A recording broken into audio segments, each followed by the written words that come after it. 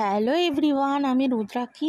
তো আজকে বাড়িতে আমি ডিমের ঝোল রান্না করেছিলাম। তার জন্য প্রথমে আলুটা কেটে নিয়েছিলাম আর ডিম সিদ্ধ করে তার ছোকলাটাও ছাড়িয়ে নিয়েছি। আর এখানে কিছুটা পেঁয়াজ আমি কুচি কুচি করে কেটে নিয়েছি। আর একটা পেস্ট বানানোর জন্য এখানে কিছুটা পেঁয়াজ, কাঁচা লঙ্কা, টমেটো আর আদা রসুন এটাকে আমি একদম ভালো মতন করে মিক্সিতে পেস্ট করে নিয়েছি।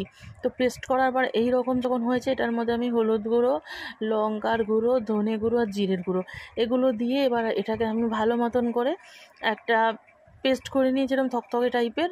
তো এবার এটা রেখে দিলাম কিছুক্ষণ।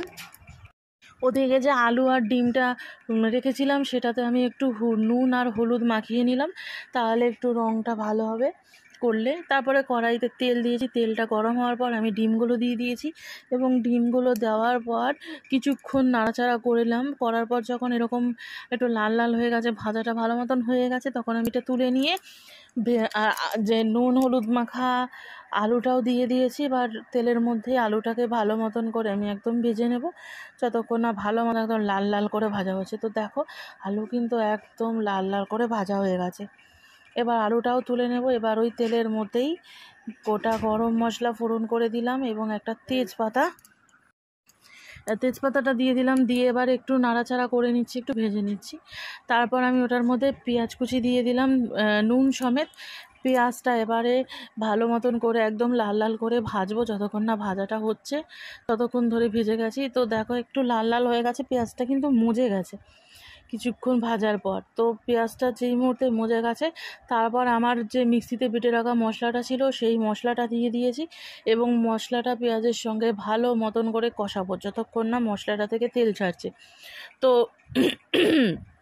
দেখো, আমি কিন্তু কষাতেই আছি আর খুন্তি কন্টিনিউ নাড়াতে হবে, নাড়ে তলায় লেগে যেতে পারে। তো মশলাটা কষানো হয়ে গেছে, মশলাটা থেকে তেলও ছাড়তে শুরু করে দিয়েছে। তো এবার আমি একটু মশলা ধোয়া জল দিলাম, এই জলটা দিয়ে ভালো করে ফুটিয়ে নেব এবং জলটাকে পুরো টানিয়ে নেব যতক্ষণ না মশলা থেকে আবারও তেল ছাড়ছে। তো দেখো, জলটা কিন্তু একদমই টেনে গেছে এবং মশলা থেকে তেলও ছেড়ে দিয়েছে।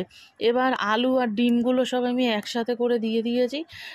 সবাই আলু দিয়েই কষায়, ডিমটা ঝোল দেওয়ার পর দেয়। আমি কিন্তু ডিমটা আলুটা একসাথেই দিই, তাহলে ডিমের ভিতর মশলাগুলো ঢুকে যায়, খেতে ভালো লাগে। আর ডিমটা যেহেতু চিড়ে দিয়েছি, মশলা এমনি ঢুকে যাবে। তো দেখো, ডিম আর আলু দিয়ে কিন্তু আমার মশলাটা একদমই কষানো হয়ে গেছে। এবার আমি এটাতে পর্যাপ্ত পরিমাণ জল দিয়ে দিলাম আলুটা সেদ্ধ হওয়ার জন্য।